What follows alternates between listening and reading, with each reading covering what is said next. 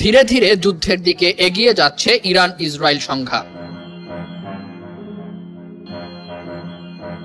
ইরানের হামলার প্রতিশোধ নিতে মরিয়া ইসরায়েল তেহরানে বড় ধরনের হামলার পরিকল্পনা করছে।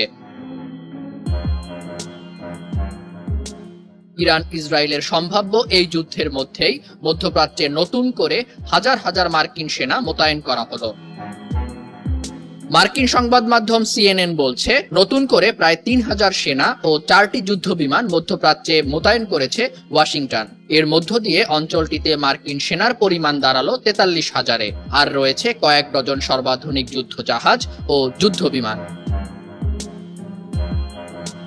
নতুন করে পাঠানো যুদ্ধ বিমানের মধ্যে রয়েছে F-15E, F-16 ও F-22 ফাইটার জেট এবং O-10 এয়ারক্রাফট। এছাড়া মধ্যপ্রাচ্যে মোতায়েন আছে আকাশ প্রতিরক্ষা ব্যবস্থা, high mobility artillery rocket system HIMARS, পাশাপাশি ড্রোন বিধ্বংসী ব্যবস্থা, mobile low integrated defeat system MLITS।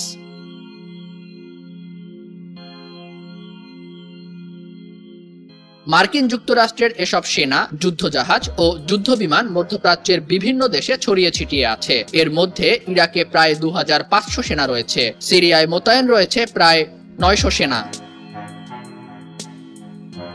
Iraq Syria ছাড়াও পারস্য উপসাগরে ইরানের বিপরীতে কাতারে রয়েছে যুক্তরাষ্ট্রের বৃহত্তম সামরিক ঘাঁটি। এছাড়া বাহরাইন, সংযুক্ত আরব আমিরাত এবং ইয়েমেনের বিপরীতে অবস্থিত জিবুতিতেও মার্কিন ঘাঁটি রয়েছে। ২০২১ সালের হিসাবে কুয়েতে প্রায় ১৩,৫০০ মার্কিন সেনা মোতায়েন ছিল।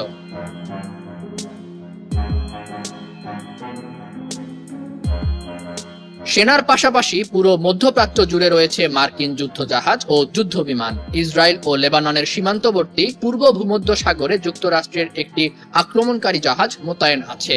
এছাড়া গাইডেড মিসাইল ধ্বংসকারী জাহাজ USS Murphy, USS woken, USS স্প্রুন্স, USS স্টকডেল, USS বালকিলি ও USS ফ্রাঙ্ক ই পিটার জুনিয়র মোতায়েন রয়েছে মধ্যপ্রাচ্যে। মঙ্গলবার ইরানের ক্ষেপণাস্ত্র প্রতিরোধে এই যুদ্ধজাহাজগুলো ইসরায়েলকে সহায়তা করে। পাশাপাশি হ্যারি এস ট্রুম্যান নামক মার্কিন বিমানবাহী রণতরীটি ভূমধ্যসাগরের দিকে রওনা দিয়েছে। বর্তমানে এটি আটলান্টিক মহাসাগর পাড়ি দিচ্ছে।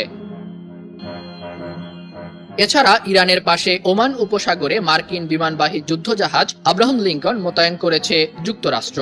এর সঙ্গে যুদ্ধ বিমান এবং গাইডেড মিসাইল ধ্বংসকারী জাহাজ রয়েছে। মার্কিন প্রতিরক্ষা মন্ত্রী লয়েড জে অস্টিন গেল আগস্ট মাসে এই যুদ্ধজাহাজটি মধ্যপ্রাচ্যে পাঠান।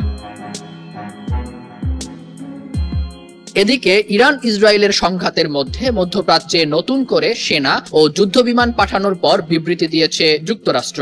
দেশটির প্রতিরক্ষা দপ্তরের মুখপাত্র মেজর জেনারেল প্যাট রাইডার বলেছেন, যে কোনো ধরনের পরিস্থিতি মোকাবিলায় সামরিক বাহিনীর উপস্থিতি বাড়ানো হয়েছে।